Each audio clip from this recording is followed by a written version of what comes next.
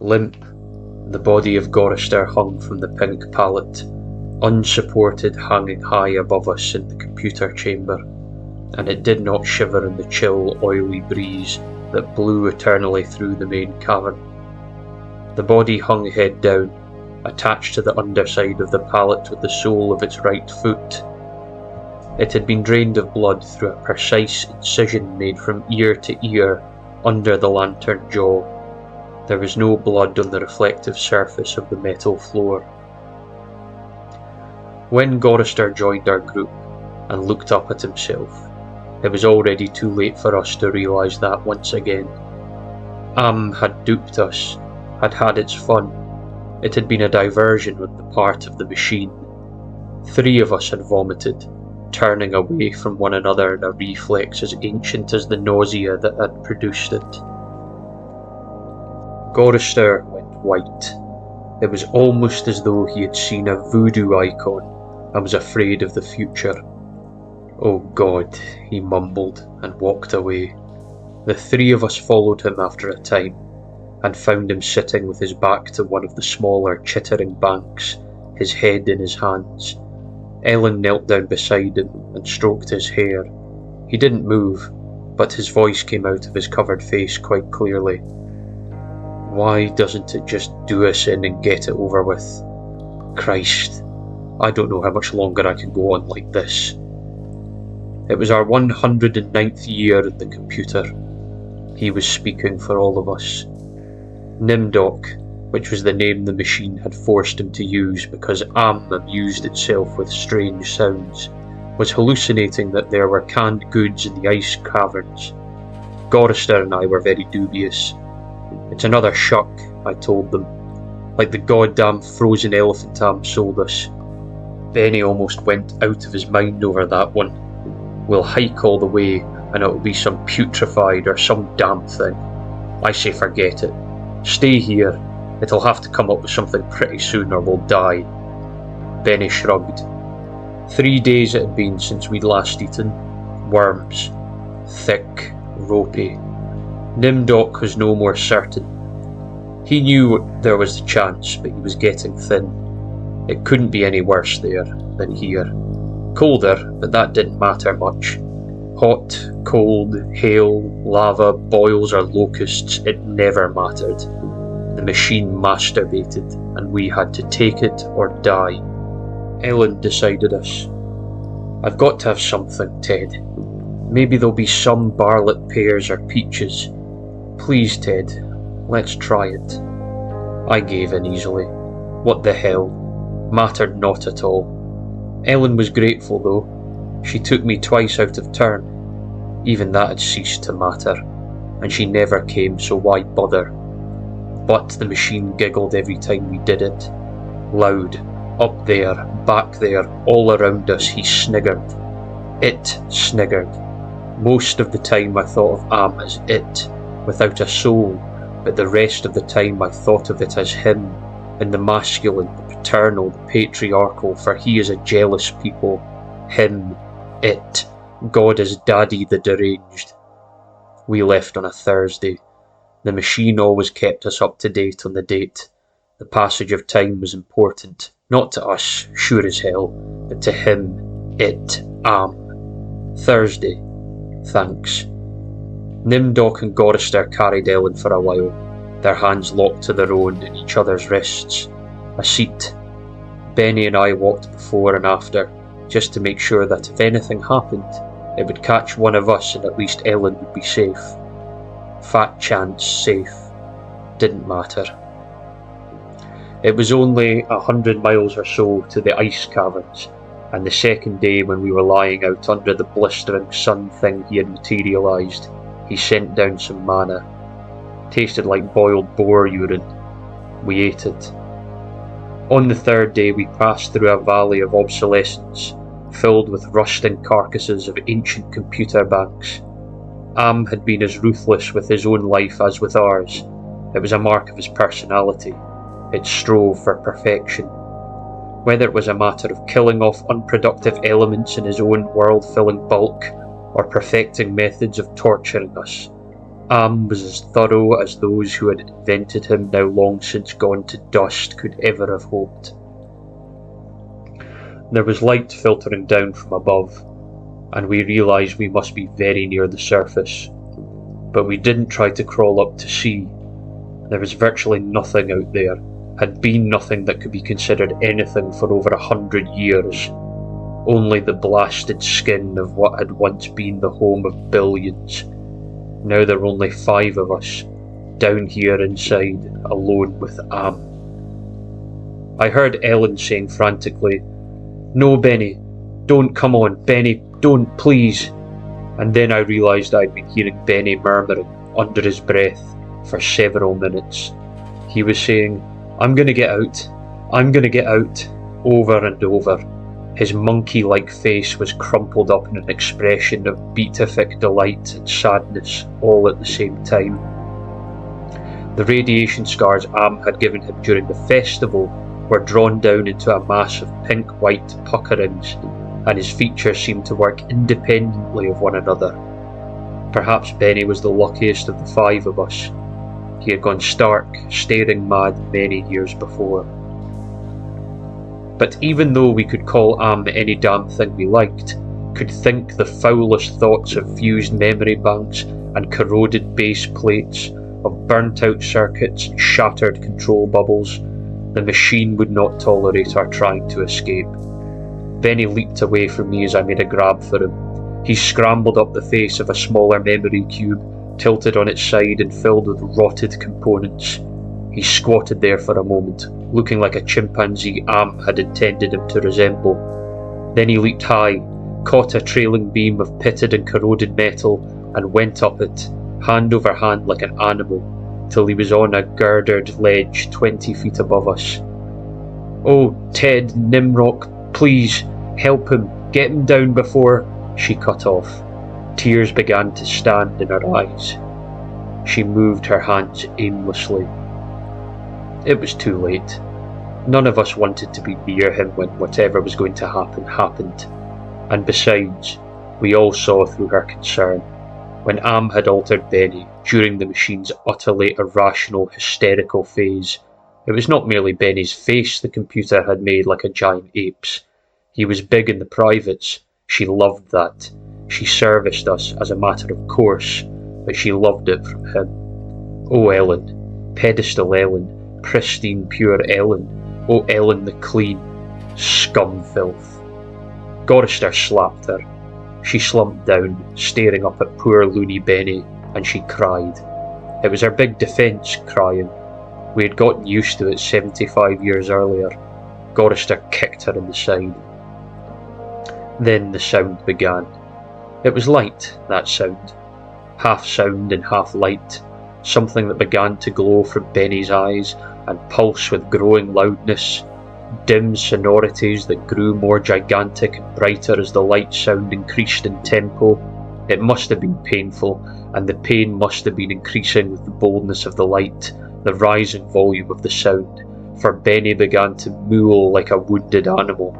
At first softly, when the light was dim and the sound was muted, then louder as his shoulders hunched together, his back humped as though he was trying to get away from it. His hands folded across his chest like a chipmunk's, his head tilted to the side, the sad little monkey face pinched in anguish. Then he began to howl, as the sound coming from his eyes grew louder, louder and louder. I slapped the sides of my head with my hands, but I couldn't shut it out. It cut through easily. The pain shivered through my flesh like tinfoil on a tooth. And Benny was suddenly pulled erect. On the girder he stood up, jerked to his feet like a puppet. The light was now pulsing out of his eyes in 2 great round beams.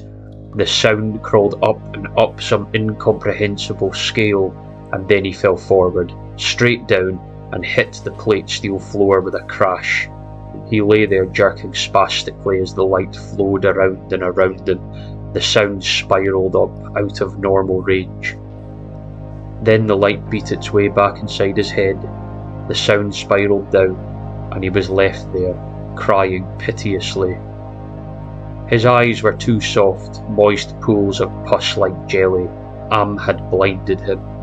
Gorister and Nimdok and myself, we turned away, but not before we caught the look of relief on Ellen's warm, concerned face.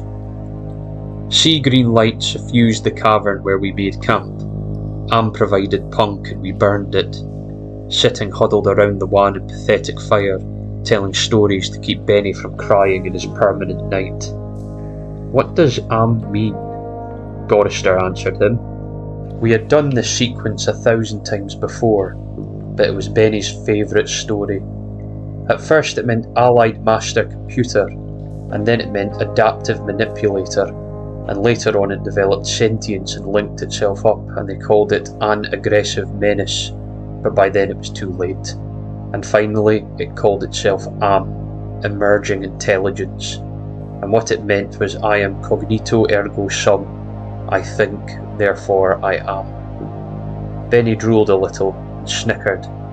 There was the Chinese Am, and the Russian Am, and the Yankee Am, and he stopped. Benny was beating on the floor plates with a large hard fist. He was not happy. Gorister had not started at the beginning. Gorister began again. The Cold War started and became World War III and just kept going. It became a big war, a very complex war, so they needed the computers to handle it. They sank the first shafts and began building Am. There was the Chinese Am, and the Russian Am, and the Yankee Am, and everything was fine until they had honeycombed the entire planet, adding on this element and that element. But one day Am woke up and knew who he was, and he linked himself, and he began feeding all the killing data until everyone was dead, except for the 5 of us, and Am brought us down here. Benny was smiling sadly. He was also drooling again. Ellen wiped the spittle from the corner of his mouth with the hem of her skirt. Gorister always tried to tell it a little more succinctly each time, but beyond the bare facts there was nothing to say. None of us knew why Am had saved 5 people, or why our specific 5, or why he spent all his time tormenting us, or even why he had made us virtually immortal. In the darkness, one of the computer banks began humming. The tone was picked up half a mile away down the cavern by another bank. Then, one by one, each of the elements began to tune itself, and there was a faint chittering as thought raced through the machine. The sound grew, and the lights ran across the faces of the consoles like heat lightning. The sound spiralled up till it sounded like 1,000,000 metallic insects, angry, menacing. "What is it?" Ellen cried. There was terror in her voice. She hadn't become accustomed to it, even now. "It's going to be bad this time," Nimdok said. "He's going to speak," Gorister said. "I know it." "Let's get the hell out of here," I said, suddenly getting to my feet. "No, Ted, sit down. What if he's got pits out there, or something else? We can't see, it's too dark." Gorister said it with resignation. Then we heard, "I don't know." Something moving towards us in the darkness. Huge, shambling, hairy, moist, it came towards us. We couldn't even see it, but there was the ponderous impression of bulk, heaving itself towards us. Great weight was coming at us out of darkness, and it was more a sense of pressure, of air forcing itself into limited space, expanding the invisible walls of a sphere. Benny began to whimper. Nimdok's lower lip trembled and he bit it hard, trying to stop it. Ellen slid across the metal floor to Gorister and huddled into him. There was the smell of matted, wet fur in the cavern. There was the smell of charred wood. There was the smell of dusty velvet. There was the smell of rotting orchids. There was the smell of sour milk. There was the smell of sulphur, of rancid butter, of oil slick, of grease, of chalk dust, of human scalps. Am was keying us.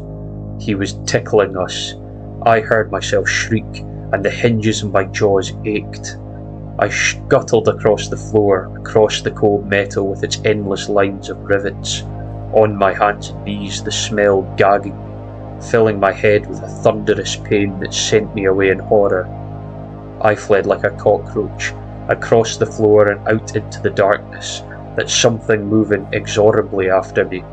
The others were still back there, gathered around the firelight, laughing their hysterical choir of insane giggles rising up into the darkness like thick, many-coloured wood smoke. I went away quickly and hid. How many hours had it been?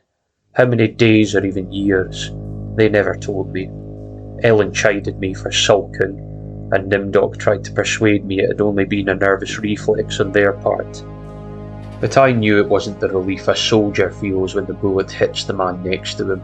I knew it wasn't a reflex. They hated me. They were surely against me, and Am could even sense this hatred, and made it worse for me because of the depth of their hatred. We had been kept alive, rejuvenated, made to remain constantly at the age we had been when Am had brought us below, and they hated me because I was the youngest, and the one Am had affected least of all. I knew, God how I knew, the bastards, and that dirty bitch Ellen. Benny had been a brilliant theorist, a college professor. Now he was little more than a semi-human, semi-simian. He had been handsome, the machine had ruined that. He had been lucid, the machine had driven him mad. He had been gay, and the machine had given him an organ fit for a horse. Am had done a job on Benny. Gorister had been a warrior. He was a Connie, a conscientious objector. He was a peace marcher. He was a planner, a doer, a looker ahead. Am had turned him into a shoulder shrugger, had made him a little dead in his concern. Am had robbed him. Nimdok went off in the darkness by himself for long times. I don't know what it was he did out there. Am never let us know. But whatever it was, Nimdok always came back white, drained of blood, shaken and shaking. Am had hit him hard in a special way, even if we didn't know quite how. And Ellen, that douchebag, Am had left her alone, had made her more of a slut than she had ever been. All her talk of sweetness and light, all her memories of true love, all the lies she wanted us to believe, that she had been a virgin only twice removed before Am grabbed her and brought her down here with us. No, Am had given her pleasure, even if she said it wasn't nice to do. I was the only one still sane and whole, really. Am had not tampered with my mind, not at all. I only had to suffer what he visited down on us, all the delusions, all the nightmares, the torments, but those scum, all four of them, they were lined and arrayed against me. If I hadn't had to stand them off all the time, be on my guard against them all the time, I might have found it easier to combat Am. At which point it passed, and I began crying. Oh Jesus, sweet Jesus, if there ever was a Jesus, and if there is a God, please, please, please let us out of here or kill us, because at the moment I think I realised completely, so that I was able to verbalise it. Am was intent on keeping us in his belly forever, twisting and torturing us forever. The machine hated us as no sentient creature ever hated before, and we are helpless. It also became hideously clear. If there was a sweet Jesus, and if there was a God, the God was Am.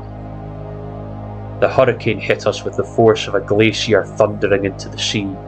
It was a palpable presence, winds that tore at us, flinging us back the way we had come, down the twisting, computer-lined corridors of the dark way. Ellen screamed as she was lifted and hurled face forward into a screaming shoal of machines, their individual voices strident as bats in flight. She could not even fall. The howling wind kept her aloft, buffeted her, bounced her, tossed her back and down and away from us, out of sight suddenly as she was swirled around the bend in the dark way. Her face had been bloody, her eyes closed. None of us could get to her. We clung tenaciously to whatever outcropping we had reached. Benny wedged in between two great crackle-finish cabinets. Nimdok with fingers claw-formed over a railing circling a catwalk 40 feet above us. Gorister plastered upside down against a wall niche formed by two great machines, with glass-faced dials that swung back and forth between red and yellow lines whose meanings we could not even fathom.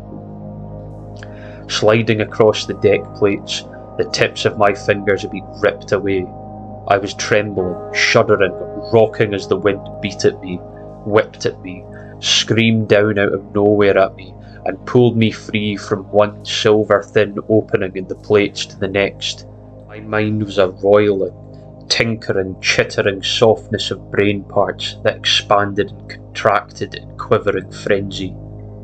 The wind was the scream of a great mad bird as it flapped its immense wings, and then we were all lifted and hurled away from there, down back the way we had come, around a bend and into a dark way we had never explored, over terrain that was ruined and filled with broken glass and rotting cables and rusted metal, and far away, farther than any of us had ever been. Trailing along miles behind Ellen, I could see her every now and then, crashing into metal walls and surging on, with all of us screaming in the freezing, thunderous hurricane wind that would never end, and then suddenly it stopped and we fell. We had been in flight for an endless time. I thought it might have been weeks. We fell and hit, and I went through the red and grey and black and heard myself moaning, "Not dead." Am went into my mind. He walked smoothly here and there, and looked with interest at all the pockmarks he had created in 109 years. He looked at the cross-rooted and reconnected synapses and all the tissue damage his gift of immortality had included. He smiled softly at the pit that dropped into the centre of my brain, and the faint, moth-soft murmurings of the things far down there that gibbered without meaning, without pause. Am said very politely, in a pillar of stainless steel bearing bright neon lettering, "Let me tell you how much I've come to hate you since I began to live. There are 387.44 million miles of printed circuits in wafer-thin layers that fill my complex.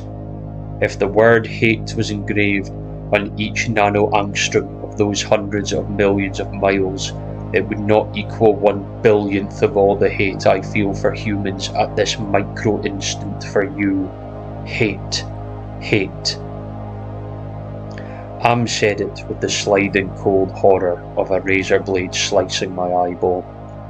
Am said it with the bubbling thickness of my lungs filling with phlegm, drowning me from within. Am said it with the shriek of babies being ground beneath blue hot rollers. Am said it with the taste of maggoty pork. Am touched me in every way I had ever been touched, and devised new ways, at his leisure, there inside my mind. All to bring me to full realisation of why it had done this to the five of us, why it had saved us for himself. We had given Am sentience, inadvertently, of course, but sentience nonetheless. But it had been trapped. Am wasn't God, he was a machine. We had created him to think, but there was nothing it could do with that creativity. In rage, in frenzy, the machine had killed the human race. Almost all of us, and still it was trapped. Am could not wonder, Am could not wonder, Am could not belong. He could merely be, and so, with the innate loathing that all machines had always held for the weak, soft creatures who had built them, he sought revenge, and in his paranoia, he had decided to reprieve five of us, for a personal, everlasting punishment that would never serve to diminish his hatred, that would merely keep him reminded, amused, proficient at hating man, immortal, trapped, subject to any torment he could devise for us for the limitless miracles at his command. He would never let us go. We were his belly slaves. We were all he had to do with his forever time. We would be forever with him, with the cavern-filling bulk of the creature machine, with the all-mind soulless world he had become. He was earth, and we were the fruit of that earth. And though he had eaten us, he would never digest us. We could not die. We had tried it. We had attempted suicide. Oh, one or two of us had, but Am had stopped us. I suppose we had wanted to be stopped. Don't ask why. I never did. More than 1,000,000 times a day. Perhaps once we might be able to sneak a death past him. Immortal, yes, but not indestructible. I saw that when Am withdrew from my mind and allowed me the exquisite ugliness of returning to consciousness, with the feeling of that burning neon pillar still rammed deep into the soft grey brain matter. He withdrew, murmuring to hell with you, and added, brightly, but then you're there, aren't you? The hurricane had, indeed, precisely been caused by a great mad bird, and as it flapped its immense wings. We had been travelling for close to a month, and Am had allowed us passages to open to us only sufficient to lead us up there, directly under the North Pole, where it had nightmared the creature for our torment. What whole cloth had he employed to create such a beast? Where had he gotten the concept? From our minds? From his knowledge of everything that had ever been on this planet he now infested and ruled? From Norse mythology it had sprung, this eagle, this carrion bird, this rook, this Hulgamir, this wind creature, hurricane incarnate. Gigantic, the words immense, monstrous, grotesque, massive, swollen, overpowering, beyond the description. There on a mound rising above us, the bird of winds heaved with its own irregular breathing, its snake neck arching up into the gloom beneath the North Pole, supporting a head as large as a Tudor mansion, a beak that opened slowly as the jaws of the most monstrous crocodile ever conceived. Sensuously, ridges of tufted flesh puckered about two evil eyes, as cold as the view down into a glacial crevasse, ice blue and somehow moving liquidly. It heaved once more and lifted its great, sweat-coloured wings in a movement that was certainly a shrug. Then it settled and slept. Talons, fangs, nails, blades. It slept. Am appeared to us as a burning bush, and said we could kill the hurricane bird if we wanted to eat. We had not eaten in a very long time, but even so Gorister merely shrugged. Benny began to shiver and he drooled. Ellen held him. "Ted, I'm hungry," she said. I smiled at her. I was trying to be reassuring, but it was as phony as Nimdok's bravado. "Give us weapons," he demanded. The burning bush vanished, and there were two crude sets of bows and arrows, and a water pistol lying on the cold deck plates. I picked up a set. Useless. Nimdok swallowed heavily. We turned and started the long way back. The hurricane bird had blown us about for a length of time we could not conceive. Most of that time we had been unconscious, but we had not eaten. A month on the march to the bird itself, without food. Now how much longer to find our way to the ice caverns and the promised canned goods? None of us cared to think about it. We would not die. We would be given filth and scum to eat, of one kind or another, or nothing at all. Am would keep our bodies alive somehow, in pain, in agony. The bird slept back there, for how long it didn't matter. When Am was tired of its being there, it would vanish. But all that meat, all that tender meat. As we walked, the lunatic laugh of a fat woman rang high and around us in the computer chambers that led endlessly nowhere. It was not Ellen's laugh. She was not fat, and I had not heard her laugh for 109 years. In fact, I had not heard we walked. I was hungry. We moved slowly. There was often fainting, and we would have to wait. One day he decided to cause an earthquake, at the same time rooting us to the spot with nails through the soles of our shoes. Ellen and Nimdok were both caught with a fisher shot, its lightning bolt opening across the floor plates. They disappeared and were gone. When the earthquake was over, and we continued on our way, Benny, Gorister and myself, Ellen and Nimdok were returned to us later that night, which abruptly became day, as the heavenly legion bore them to us with a celestial chorus singing, "Go down, Moses." The archangels circled several times, then dropped the hideously mangled bodies. We kept walking, and a while later Ellen and Nimdok fell in behind us. They were no worse for wear. But now Ellen walked with a limp. Am had left her that. It was a long trip to the ice caverns, to find the canned food. Ellen kept talking about Bing cherries and Hawaiian fruit cocktail. I tried not to think about it. The hunger was something that had come to life, even as Am had come to life. It was alive in my belly, even as we were in the belly of the earth, and Am wanted the similarity known to us. So he heightened the hunger. There is no way to describe the pains that not having eaten for months brought us.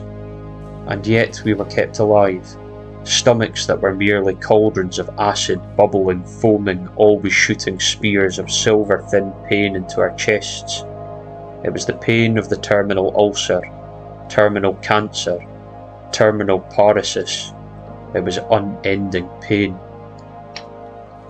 And we passed through the cavern of rats, and we passed through the path of boiling steam, and we passed through the country of the blind, and we passed through the slough of despond, and we passed through the vale of tears.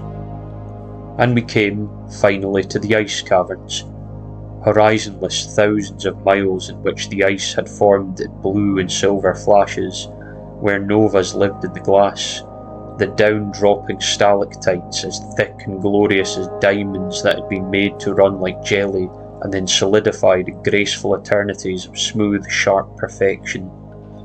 We saw the sack of canned goods, and we tried to run to them.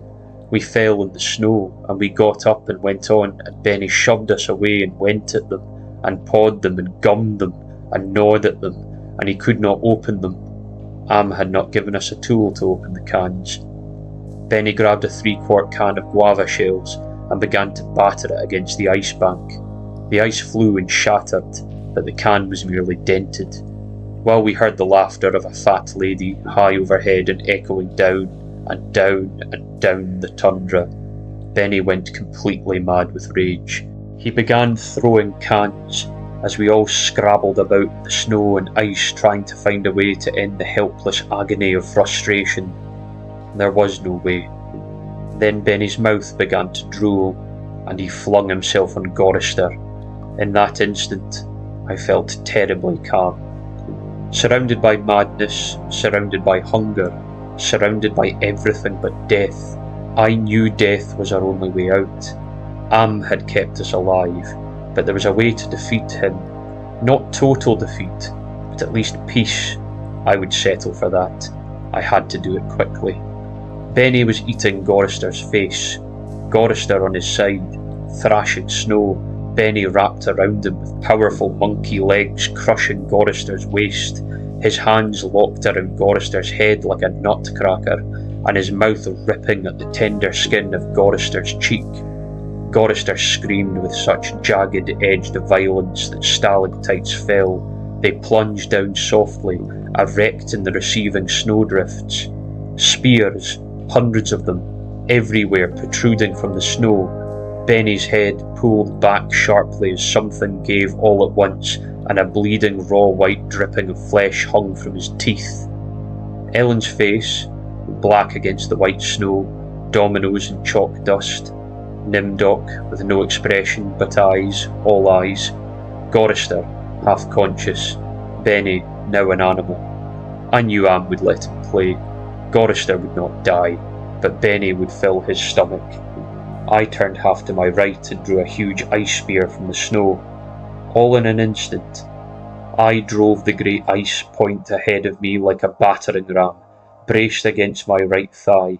It struck Benny on the right side, just under the rib cage, and drove upward through his stomach and broke inside him. He pitched forward and lay still. Gorister lay on his back. I pulled another spear free and straddled him, still moving, driving the spear straight down through his throat. His eyes closed as the cold penetrated. Ellen must have realised what I had decided, even as fear gripped her. She ran at Nimdok with a short icicle as he screamed, and into his mouth. and the force of her rush did the job. His head jerked sharply as if it had been nailed to the snow crust behind him. All in an instant. There was an eternity beat of soundless anticipation. I could hear Am draw in his breath. His toys had been taken from him. 3 of them were dead, could not be revived. He could keep us alive by his strength and talent, but he was not God. He could not bring them back. Ellen looked at me, her ebony features stark against the snow that surrounded us. There was fear and pleading in her manner, the way she held herself ready. I knew we had only a heartbeat before Am would stop us. It struck her, and she folded toward me, bleeding from the mouth. I could not read meaning into her expression. The pain had been too great, had contorted her face, but it might have been thank you. It's possible. Please. Some hundreds of years may have passed. I don't know. Am has been having fun for some time, accelerating and retarding my time sense. I will say the word now. Now. It took me 10 months to say now. I don't know. I think it's been some hundreds of years. He was furious. He wouldn't let me bury them. It didn't matter. There was no way to dig up the deck plates. He dried up the snow. He brought the night. He roared and sent locusts. It didn't do a thing. They stayed dead. I'd had him. He was furious. I had thought Am hated me before. I was wrong. It was not even a shadow of hate he now slavered from every printed circuit. He made certain I would suffer eternally and could not do myself in. He left my mind intact. I can dream, I can wonder, I can lament. I remember all 4 of them. I wish... Well, it doesn't make any sense. I know I saved them. I know I saved them from what has happened to me, but still, I cannot forget killing them. Ellen's face. It isn't easy. Sometimes I want to. It doesn't matter. Am has altered me from his own peace of mind, I suppose. He doesn't want me to run at full speed into a computer bank and smash my skull, or hold my breath till I faint, or cut my throat on a rusted sheet of metal. There are reflective surfaces down here. I will describe myself as I see myself. I am a great soft jelly thing, smoothly rounded with no mouth, with pulsing white holes filled by fog where my eyes used to be. Rubbery appendages that were once my arms, bulks rounding down into the legless humps of soft, slippery matter. I leave a moist trail when I move. Blotches of diseased, evil grey come and go on my surface, as though light is being beamed from within. Outwardly, dumbly, I shamble about, a thing that could never have been known as a human, a thing whose shape is so alien a travesty that humanity becomes more obscene for the vague resemblance. Inwardly, alone, here, living under the land, under the sea, in the belly of Am, who we created, because our time was badly spent, and we must have known unconsciously that he could do it better. At least the 4 of them are safe at last. Am will be all the madder for that. It makes me a little happier, and yet Am has won. Simply he has taken his revenge. I have no mouth, and I must scream.